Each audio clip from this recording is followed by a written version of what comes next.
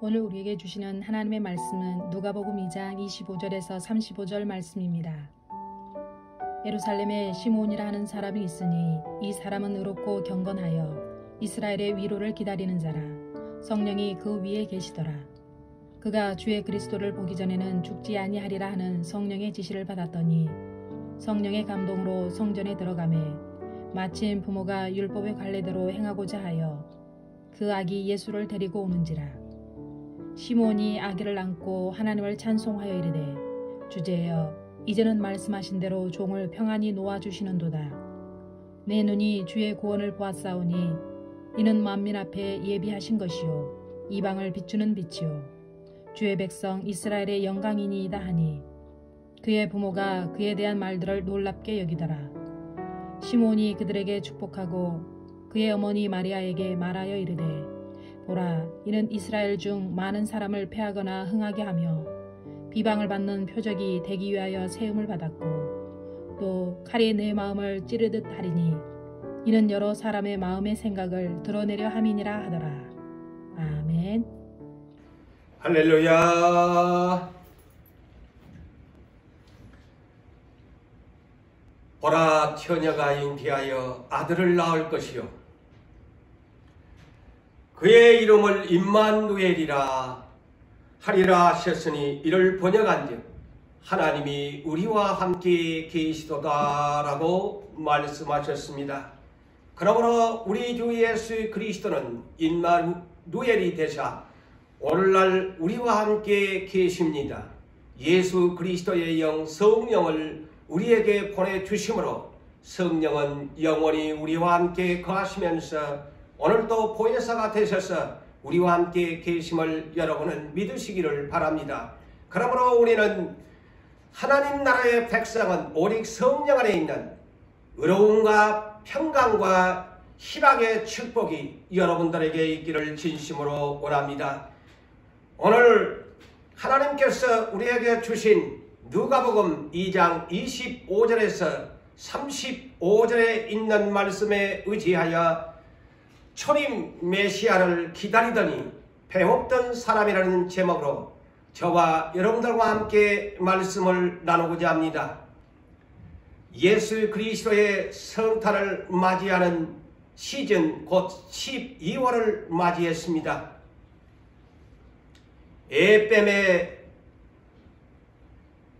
미혹된 우리의 인류의 조상 아담과 하와가 그 유혹을 미혹을 이기지 못함으로 말미암아 선악과를 먹게 됐습니다. 이로 말미암아서 아담과 하와의 범죄로 말미암아 온 인류에게는 누구를 막론하고 태어나는 모든 인생은 죄인이 된 것입니다. 다 그거로 돌아가는 사망의 사람이 되고 만 것입니다. 또한 미혹을 시켰던 예뱀 곧 마귀라고도 하고 용이라고 하고 사탄이라고 하는 이 예뱀이 우리의 인류를 미혹해서 저주를 받게 만들어 버렸습니다. 그래서 하나님께서도 이 예뱀에게 보응을 하셨는데 이는 창세기 3장 15절의 말씀이지요. 이 뱀에게 하나님께서 어떤 저주를 했습니까? 여자의 후손이 와서 내 머리를 상하게 할 것이요 또한 너도 여자의 후손의 발꿈치를 상하게 할 것이다. 너는 여자와 원수가 되게 할 것이고 또한 여자의 후손도 너와 원수가 될 것이다. 이렇게 최초의 여자의 후손으로 오실 메시아가 올 것을 창세기 3장 15절에서 우리에게 말씀하고 있는 원시 복음이라고 하지요. 최초의 원시의 복음 메시아 여자의 후손으로 오게 될 것이다. 저 원수 마귀야 원수가 되고 여자도 원수가 되고 오신 여자의 후손은 마귀의 머리를 상하게 할 것이지만 아무리 FMD가 간사하고 간사한 계략으로 많은 사람을 미혹하겠지만 너는 여자의 후손 발꿈치밖에 상하는 능력밖에 안 된다는 것. 그것이 우리에게 전해준 원시 복음인 것입니다. 그렇습니다. 에덴 동산이 이로 말미암아 신라곤이 되어버렸습니다. 아름다운 행복의 동산이 하나님이 창조하신 그 아름다운 동산이 마귀가 와서 예뱀이 와서 아담과 하와를 미혹함으로 완전히 신라곤이 되게 만들어버렸습니다. 왜 신라곤이 됐을까요? 생명나무의 열매를 먹을 수 없게 되어버렸기 때문인 것입니다. 우리는 생명나무의 예수 그리스도의 그 생명의 말씀을 먹지 아니하면 우리는 영원한 생명을 얻을 수 없습니다. 그러므로 이 지상에서는 낙원이 있을 수가 없게 되어버린 것입니다. 신낙원이 되어버렸어요. 그래서 여자의 후손이 온 고로 내가 그 낙원을 예비하러 간다. 그것을 예비하면은 내가 와서 너희를 고아와 가부처럼 벌어두지 아니하고 너희를 다시 데리러 올 것이라는 주님의 재림의 약속이 우리에게 있지 않습니까?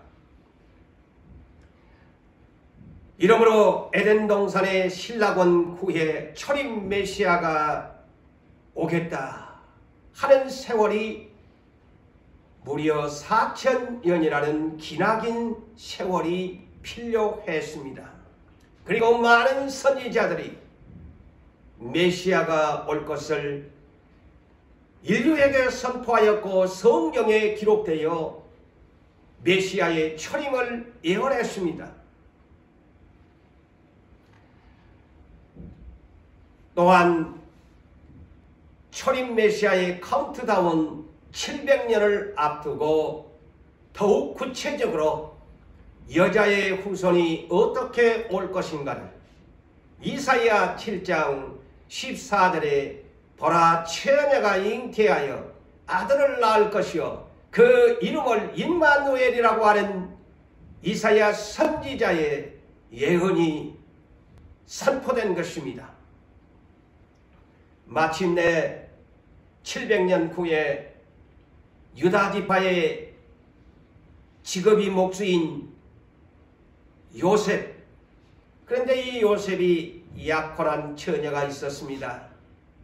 이 약혼한 처녀는 마리아라고 하는 이름을 가진 여인이었습니다.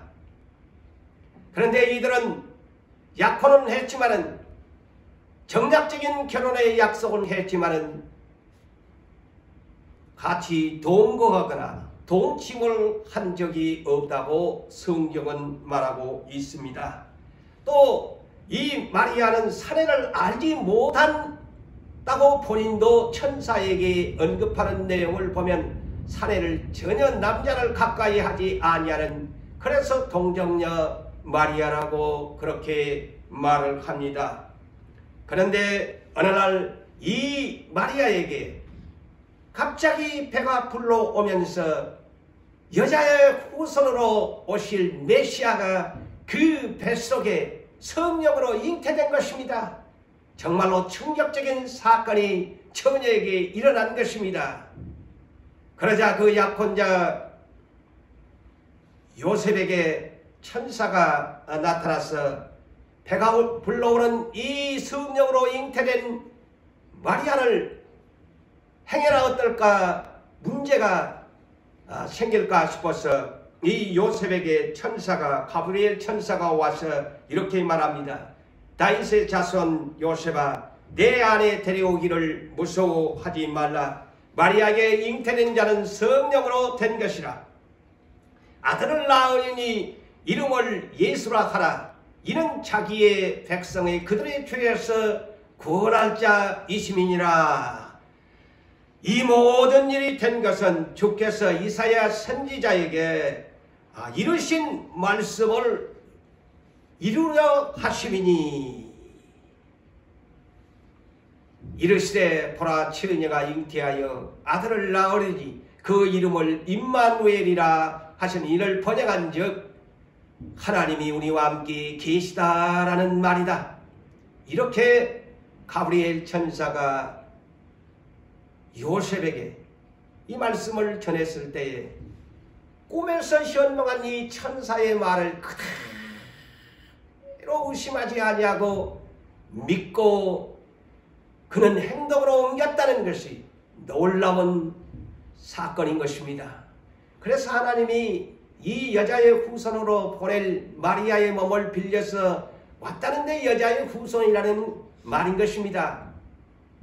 그 4000년이라는 세월 속에 요셉과 마리아를 얼마나 많은 사람들 가운데 하나님이 많은 생각을 하셨겠어요.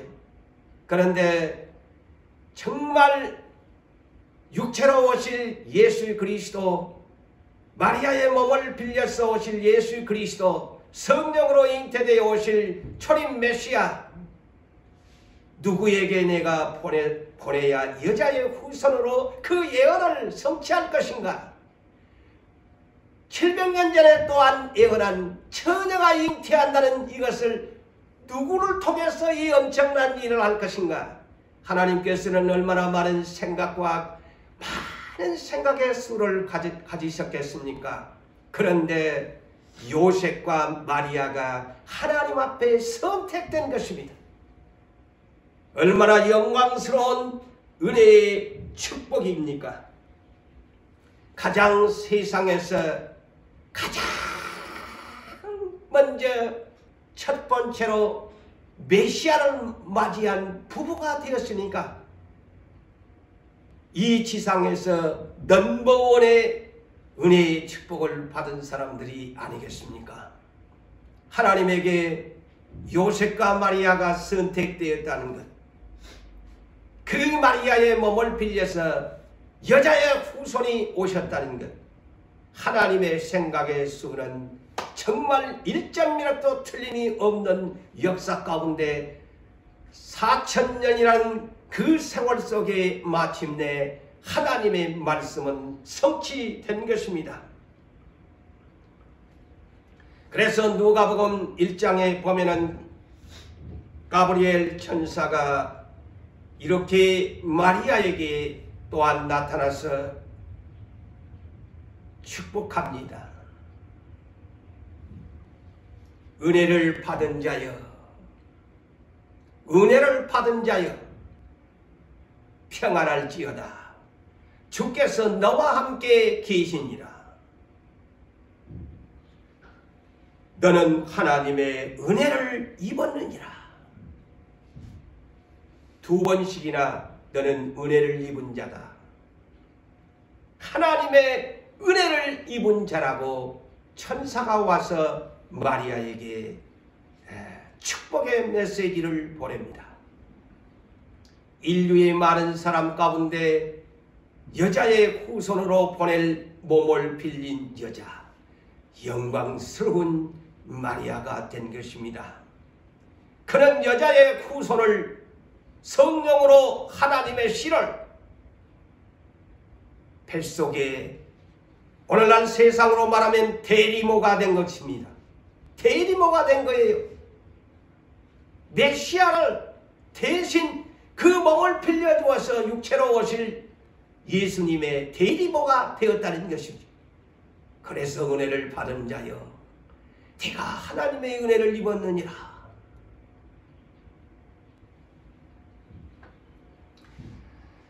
또한 4000년의 기나긴 세월 가운 세월이 흐름에도 불구하고 여전히 여자의 후손으로 오실 메시아를 기다리는 한 사람이 있었다는데 우리는 주목해야 합니다. 400년도 아닙니다. 4000년이라는 기나긴 세월이 흐르는데도 메시아는 안 오고 있는데도 여전히 불신하지 않고 믿음으로 메시아를 기다린 자가 있었으니 오늘 본문에 소개된 시므온이라는 이스라엘의 예루살렘에 거주하는 사람을 소개하고 있습니다.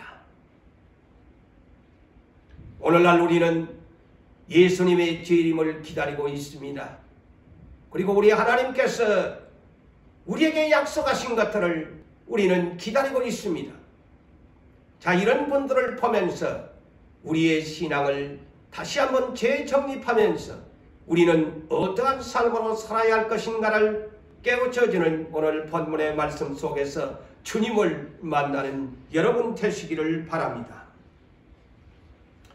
요셉도 어떤 사람이라고 했습니까? 목수 요셉도 의로운 사람이라고 했어요. 의로운 사람이었기에 하나님의 생각의 수가 요셉을 선택해서 마리아를, 이 약혼녀를 하나님의 여자의 후손으로 보내게 된 거예요. 그래서 하나님은 아무나 선택한 것이 아니에요. 요셉도 의로운 사람이었더라. 그런데 오늘 말씀에 예수님을 그렇게 4000년이 흐르도록 기다렸던 이 시므온도 예수님을 배웠던 사람인데 그를 이렇게 성경은 소개합니다. 의로운 사람이다. 요셉과 똑같은 공통점입니다.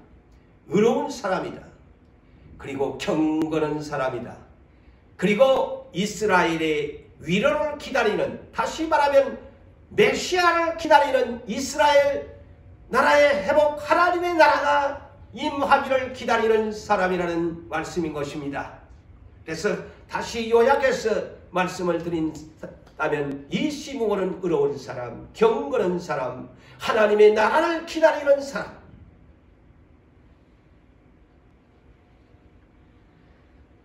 그러므로 오늘날 우리는 또한 시므온은 초림 메시아를 기다리는 사람이어서 만났던 사람이고, 오늘날 우리는 재림 예수 그리스도를 기다리는 사람들입니다.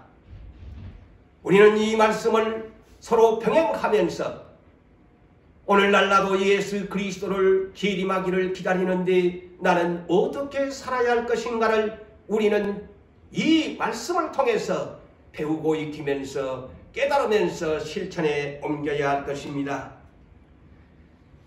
의로운 사람이라는 것은 간단하게 말하면 믿음으로 사는 사람이요, 또한 주께서 주시는 말씀을 따라서 행하는 사람을 의로운 사람이라고 말하는 것입니다.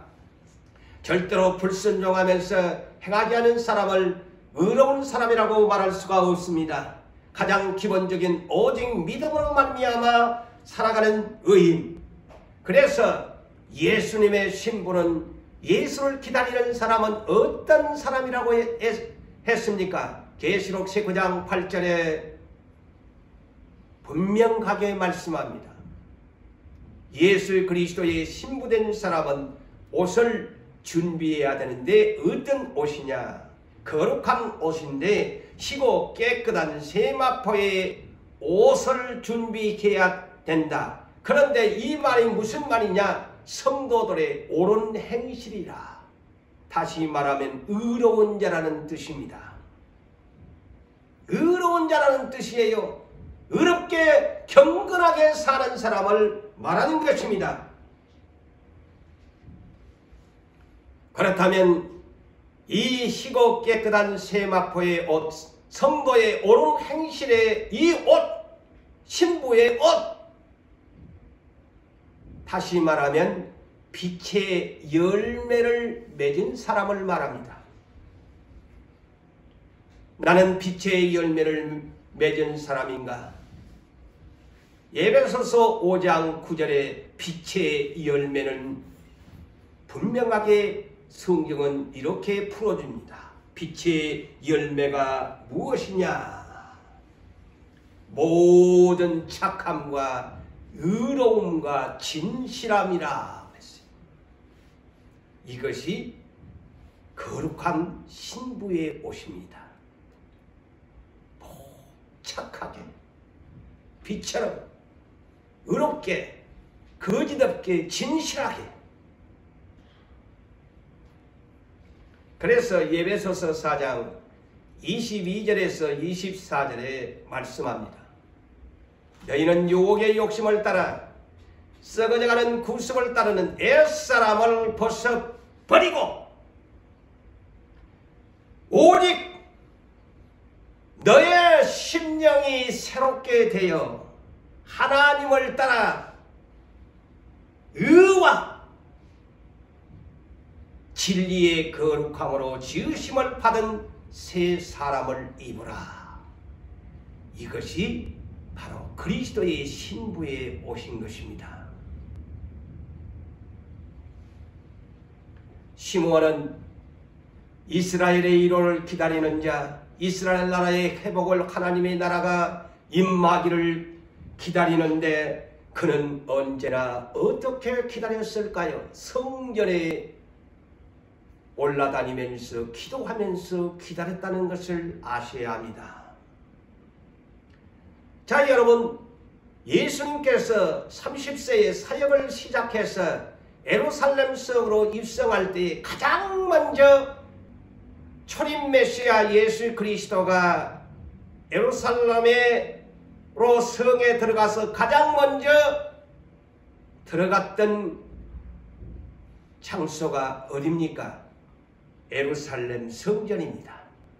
성전을 들어가서 강도의 짐승 팔아먹는 성전으로 부패해버린 성전을 완전히 뒤엎으시면서 내 집은 만민이 기도하는 집이라 일컬었거늘 너희가 강도의 소굴로 만들어버렸다라고 하면서 대단히 진노하셨습니다.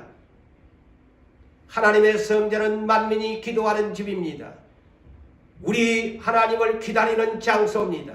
우리 하나님께 기도하는 장소입니다. 우리 주님을 만날 수 있는 그런 장소입니다.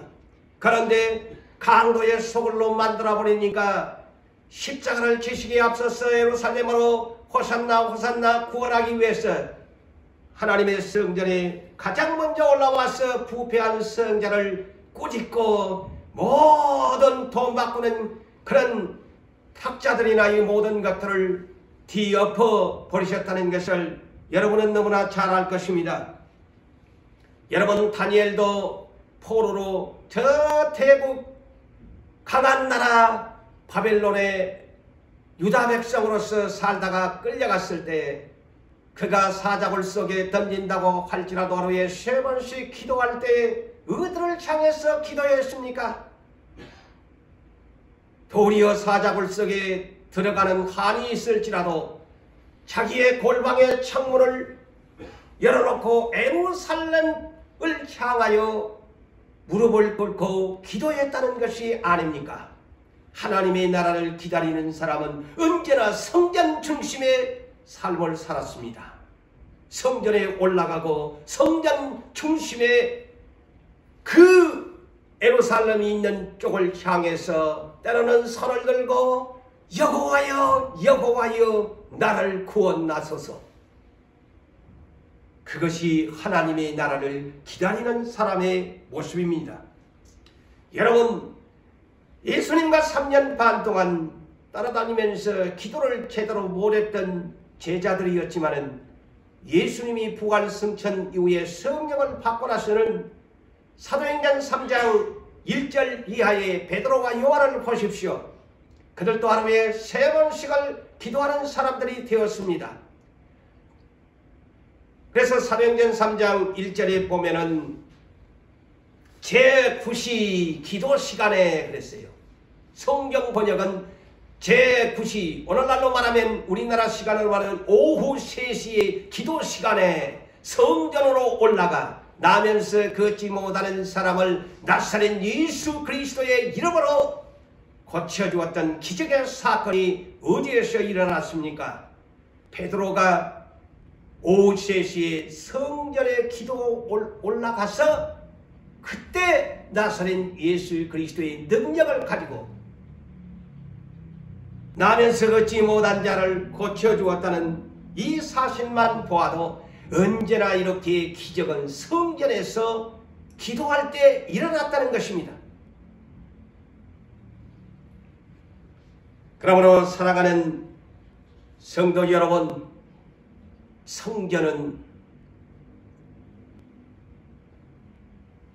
오늘날 예수님이 오신 고로는 우리의 1호 성전은 우리의 몸이 성전입니다. 제2호 성전은 건물 성전이죠. 그러나 교회라는 이 단체는 건물 성전을 항상 중심으로 살아야 됩니다. 내 이 개인적인 몸의 성전은 우리 주님의 모든 지체들이요 예수 그리스도가 머리이기 때문에 건물 성전에 모여서 합력해서 서로를 이루는 역사를 만들어내는 것이 교회입니다. 그래서 이 예배 장소는 주님을 만나는 장소입니다. 그래서 시몬도 예루살렘 성전에서 초림 메시아 여자의 후손 예수 그리스도를 만나 뵙게 된 것입니다. 오늘 본문 27절 이하에 있는 말씀을 보면은 시몬은 성령의 감동으로 예루살렘 성전에 올라가서 그랬습니다. 예루살렘 성전에 들어가서 마침 부모는 누굽니까? 요셉 부부가 율법의 갈래대로 행하고자 아기 예수를 데리고 성전에 올라올 때입니다. 이 타이밍을 기가 막히게 성령님이 타이밍을 맞춰주신 것입니다. 이것이 하나님의 생각했습니다. 그런데 율법의 갈래가 뭡니까? 예수님도 율법에 의해 8일 만에 할례를 받았고, 그런데 그 어머니 마리아가 율법에 의하면 여자가 출산하게 되어지면 산의 아이를 낳으면 33일이 지나야 성전에 올라갈 수 있습니다. 그러나 여자아이를 낳으면 66일 후에야 성전에 올라갈 수 있는 자격이 부여됩니다. 그러므로 예수 그리스도가 산의 아이로 태어났기 때문에 마리아는 33일이 지난 후에 정결례식으로 여자가 부정하기 때문에 피를 흘렸기 때문에 사년을 했기 때문에 그 안에는 올라갈 수 없어 33일이 된 후에 올라와서 제사를 드려야 되고, 또 율법에 여자가 낳은 초태생은 첫 아들은 하나님께 드리는 제사를 드려야 합니다. 그래서 이 두 가지의 정결례식의 이 율법의 갈래대로 하나님 전에 올라왔던 것인데, 하나님의 성령이 하나님의 나라를 기다리는 이 시몬에게 타이밍을 다 성령의 감동으로 지시를 내서 지금 가면 네 메시아 만난다. 자, 이런 것을 보시면 우리가 깨어있으면 정말 우리 주님이 도적같이 안 온다는 것을 아셔야 합니다. 이렇게 철저하게 타이밍을 맞춰주십니다. 자, 이 타이밍을 맞춰주신 성령님을 통해서 시몬은 마리아가 이제 정결례식을 행해 아기 예수를 안고 예루살렘의 성전에 오니까 그 아기 예수를 안고 메시아인 줄 알고 하나님께 찬송하며 이르되 내가 성령님이 그렇게 지시를 했다고 그랬어요. 성령이 지시하기를 네가 눈을 감기 전에 주의 그리스도를 보기 전에는 네가 죽지 아니하리라. 네가 주의 그리스도를 보기 전에는 네 안 죽는다. 네는 보고 죽게 될 것이다. 이렇게 성령님이 지시를 해준 거예요. 그런데 그 타이밍이 되니까 성령님이 지금 올라가라. 만나게 된다. 그래서 이 시므온이 이렇게 찬송합니다. 주께서 이제는 말씀하신 대로 종을 평안히 놓아 주시는도다. 바로 이 말이 그 얘기예요. 주를 그리스도 보기 전에는 죽지 아니하리라 하는 이 노인 양반인데, 이제는 내가 주를 보았으니 내 품에 안았으니 죽어도 여한이 없습니다 라는 뜻이에요. 죽어도 여한이 없습니다. 내 눈이 주의 구원을 보았사오니, 주의 구원을 눈으로 보았사오니 내가 이제 죽어도 여한이 없습니다. 그 찬송합니다. 그런데 또 이때에 또 한 사람이 있어요. 이 타이밍을 하나님이 맞춰두었는데, 바로 이 시므온 다음에 나오는 누가복음 2장 36절 이하에 84세 된 여선지자 안나입니다. 결혼해가지고 7년 살다가 남편을 사별하고 과부된 지 오래된 사람이에요. 그런데 이 사람도 성전을 떠나지 아니하고, 보십시오. 성전을 떠나지 아니하고 주야로 금식하면서 하나님의 나라를 기다리는 여인이에요. 그런데 이 타이밍을 하나님이 맞춰주니까 시므온이 앉고 나서 다시 이 안나 여선지자도 성전에서 이 예수님을 배웁니까? 이스라엘의 성령 구원자가 오셨다. 모든 사람에게 이 아기 예수가 그런 분이라고 말을 했더라고 말씀이 기록하고 있습니다.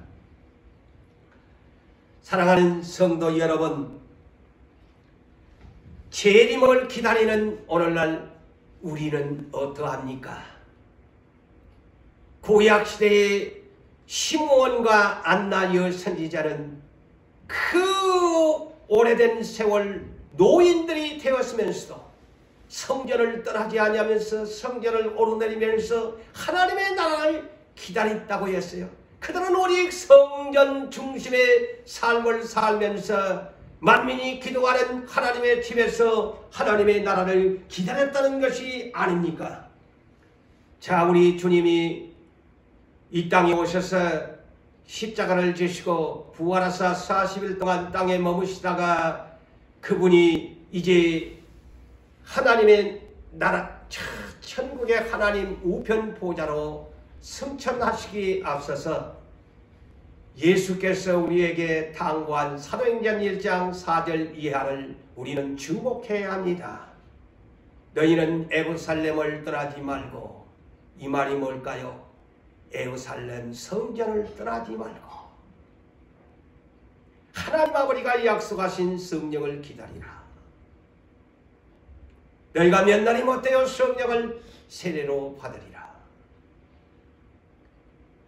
그러면서 우리 예수님은 천사들이 보는 앞에서, 제자들이 보는 앞에서 감람산에서 하늘로 구름과 함께 승천하셨습니다.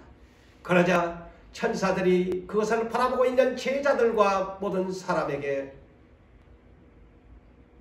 올 승천하신 예수가 다시 구름 타고 오시게 될 것이다. 이로부터 말세 카운트가 된 것입니다. 승천하시는 날부터 말세는 시작된 것입니다. 왜 말세의 시작입니까? 주님이 다시 오신다고 했기 때문입니다.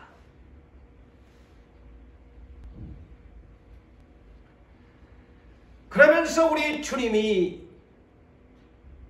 우리에게 보혜사 성령을 보내주신 것입니다.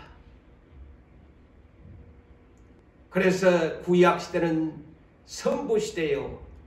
또한 우리 여자의 후손으로 오신 예수 그리스도가 원조 보혜사로서, 성자로서, 성자는 원조 보혜사고 예수께서 아버지께 구해서 우리에게 부어주신 다른 보혜사, 곧 성령 보혜사가 오늘날 모든 하나님의 백성들에게 이 몸 안에 오늘도 성전을 이루시고 주님이 오시는 그날까지 임재해 계신다는 것을 믿으시기를 바랍니다.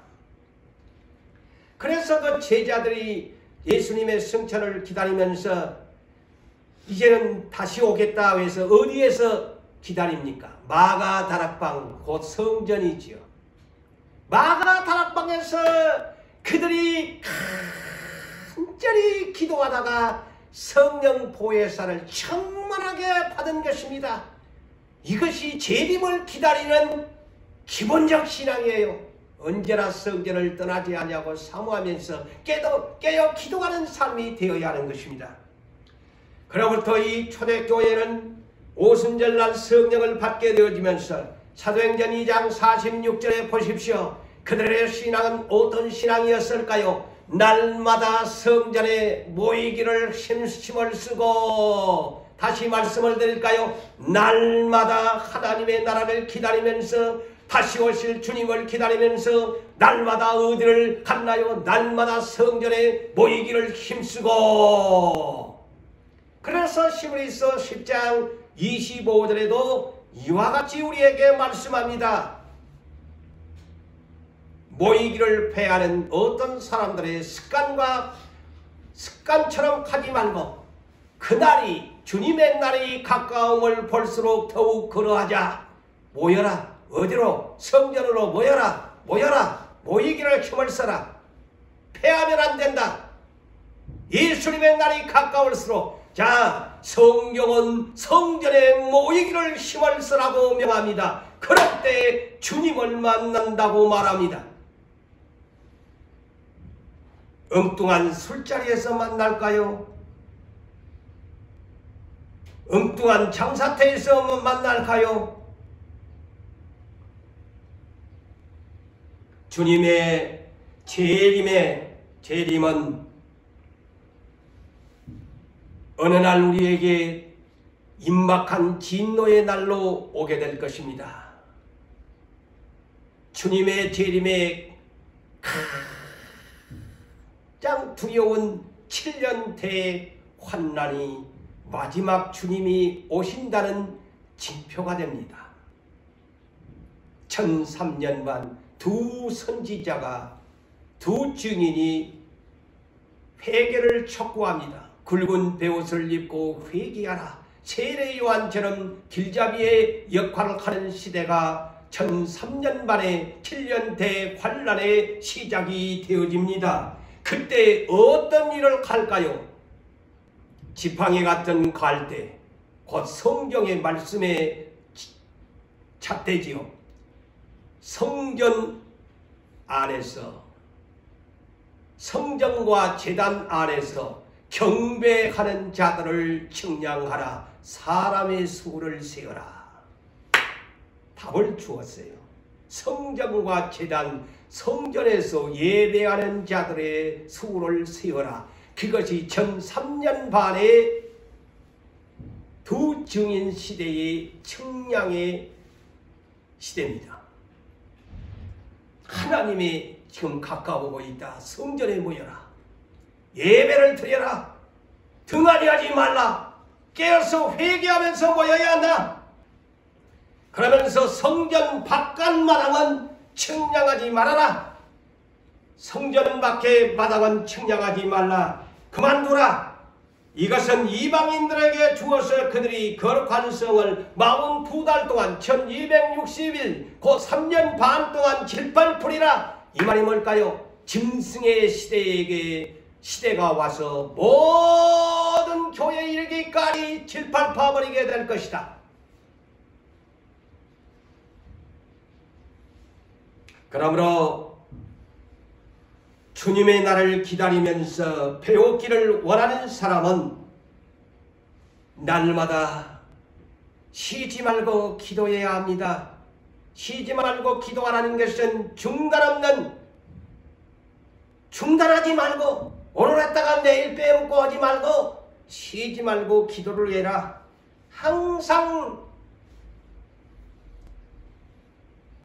시험에 들지 아니하도록 깨어서 기도를 해라. 베드로전서 4장 7절에도 만물이 마지막이 가까울수록 어떻게 해야 되느냐? 주님이 오실 날이 가까울수록 정신 차려 이 사람아, 깨어서 기도해. 이렇게 성경은 말씀합니다. 지금 주님의 날이 가까우고 있는데 네 뭐하고 있니? 정신 차려. 깨어서 근신하면서 기도해. 누가복음 18장 1절에서 8절의 말씀도 이렇게 말씀합니다. 항상 기도하고 낙심하지 말 것을 비유로 말하면서 어떻게 기도를 해야 하느냐? 힘없는 과부가 재판관을 찾아가서 나 좀 도와주세요, 내 원한을 풀어주세요 라고 자주 번거롭게 하는 방식으로 그렇게 힘없는 과부가 불의한 재판관을 찾아가서 살려주세요, 내 원한을 풀어주세요 한 것처럼. 그런데 그 재판관이 자꾸 귀찮게 하니까 아이고 내가 저 여자의 원한을 풀어줘야 되겠다. 하물며 그 밤낮 부르짖는 택하신 자들의 원한을 풀어주지 않겠느냐? 오래 참으시겠느냐? 속히 그 원한을 풀어주리라. 그러나 인자가 올 때에 세상에서 내 믿음을 보겠느냐?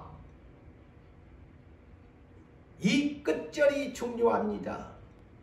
오늘날 주님이 안 오니까 우리의 삶은 기도 생활이 없습니다. 오늘날 코로나 때문에 얼마나 편해진 신앙생활이 돼버렸어요. 집에 앉아서 그냥 TV 보고 영상 보고 다 예배, 나는 신앙생활 잘하는 걸로 생각하면서 살아갑니다. 오늘날 우리 무슨 봉사를 할 수가 있나요? 전도를 할 수가 있나요?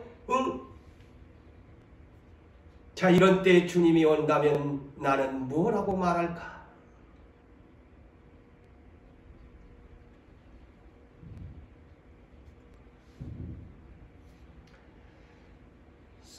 우리는 마귀를 관계를 대적하기 위해서 우리는 하나님의 전신갑주를 입어야 하는데 그 중에 전신갑주 중에 하나가 빼놓을 수 없는 전신갑주 중에 하나가 뭐냐면 에베소서 6장 18절에 말씀하고 있습니다. 기도와 간구로 하되 항상 성령 안에서 항상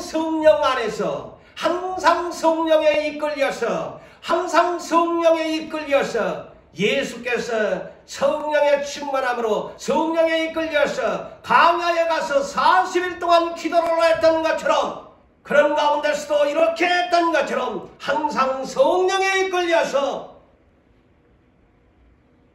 깨어 구하기를 항상 힘을 써라. 그리할 때에 마귀의 관계를 대적하여 이길 수 있다. 그렇지 않으면 마귀의 관계를 대적하여 이길 수가 없다. 사랑하는 성도 여러분, 재림을 기다리는 사람은 분명하게 하나님께서 이런 답안지를 우리에게 주었습니다. 내가 올 것이다 하면서 주님이 어떤 답안지를 우리에게 주셨나요? 그 답안지를 까먹으면 안 돼요. 그 답을 활용해야 됩니다. 어떤 답안지입니까? 누가복음 21장 36절입니다. 이러므로 너희는 장차 올 모든 재난의 시작, 환난의 고통을 능히 믿음으로 피하고 인자 앞에 서도록, 자, 예수를 맞이할 수 있도록, 그리스도의 심판대 앞에 설 수 있도록 항상 기도하며 깨어 있어라. 답안지를 주었습니다. 그런데 오늘날 이 세대가 기도를 하지 않는다면 과연 주님 앞에 설 수 있을까요? 오늘 제가 소개했습니다마는 시므온도 안나도 성전에 올라와서 항상 깨어 있으므로 성령이 가르쳐 주어서 예수님을 맞이할 수 있었습니다.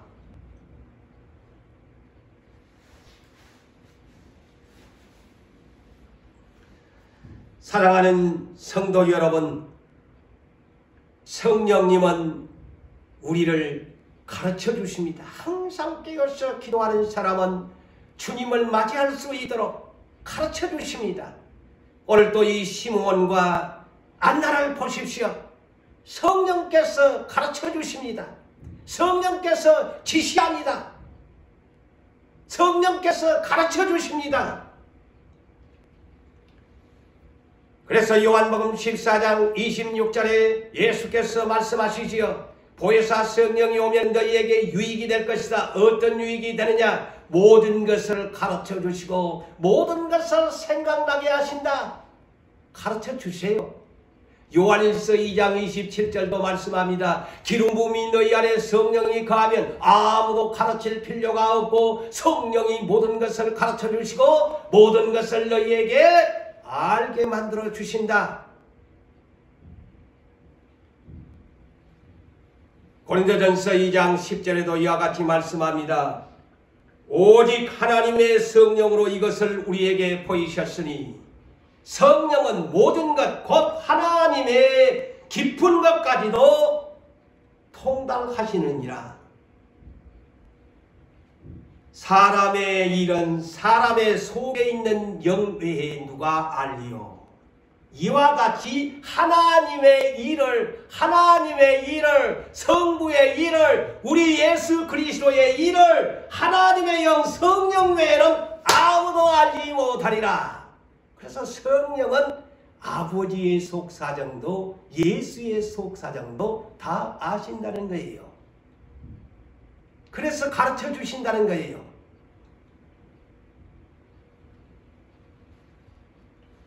그래서 오늘 본문의 시몬에게도 그가 주의 그리스도를 보기 전에는 죽지 아니하리라 하는 세 번을 성령님을 언급합니다. 너는 주를 보기 전에는 죽지 아니하리라. 성령이 항상 그 이외에 있었고, 두 번째 성령이 지시를 하였고, 세 번째는 성령의 감동으로 예루살렘의 성전에 들어가기 위해서 어린 아기 예수를 만나게 주었다. 보십시오. 성령이 항상 시몬에게 있고 또한 성령이 지시를 하시고 그 타이밍까지 맞춰주어 절묘하게 아기 예수를 만날 수 있게 성령의 감동이 지시를 하셨다. 자, 예수님도 이런 말씀을 하셨어요. 누가복음 10장 22절에 보면 하나님 아버지에는 아들이 누구인지 아는 자가 없고, 아버지에는 아들이 누구인지 아는 자가 없고 아들이 소원대로 계시를 받는 자 외에는, 잘 들으세요. 아들의 소원대로 계시를 받는 자 외에는 아버지가 누구인지 아는 자가 아무도 없다. 보십시오. 예수가 원하는 소원대로 계시를 받는 자 외에는 아버지를 아는 자도 없고 또한 아들도 아는 자가 없다 그랬는데, 그 계시를 누가? 성령이 하십니다. 자, 오늘날 여러분, 저 노아를 여호와의 영이, 성령이 120년 후에, 그리고 120년이 참에 일주일을 남겨놓고 노아야 앞으로 40주야 비가 온다 가르쳐 주잖아요. 자, 소돔과 고모라를 멸망할 때에도 자, 아브라함에게 하나님이 나는 저 사람에게 가르쳐 줘야 되겠다 했어. 아브라함에게 소돔과 고모라를 멸망할 거야. 자, 두 천사가 와서 아브라함의 조카 롯에게도 야, 이 소돔성 멸망한데 너희 식구 몇 명이냐? 예, 6명입니다. 빨리 피해라. 가르쳐 줍니까? 안 가르쳐 줍니까? 수많은 선지자는 자, 예수님의 초림에 앞두고 세례 요한을 보내가지고 켜서 등불을 펴면서 저분이 메시아다, 영접해라 가르쳐 주잖아요. 결론을 짓습니다. 사랑하는 성도 여러분, 우리는 오늘 초림 메시아를 기다리더니 마침내 배웠던 시므온과 안나를 여러분들에게 성령의 지시를 통해서 만나게 된 것을 전했습니다. 오늘날 우리는 재림을 기다립니다. 재림 예수 메시아를 기다립니다. 그렇다면 우리는 깨어서 기도하면 성령께서 오늘 이 만나는 시므온처럼 우리에게도 그와 같은 성령의 감동과 성령의 지시로 우리 주님이 다시 오실 그날을 준비할 수 있도록 우리에게 그 타이밍들을 주실 것을 아멘 하시고 깨어서 기도하시는 여러분 되시기를 주의 이름으로 축복합니다.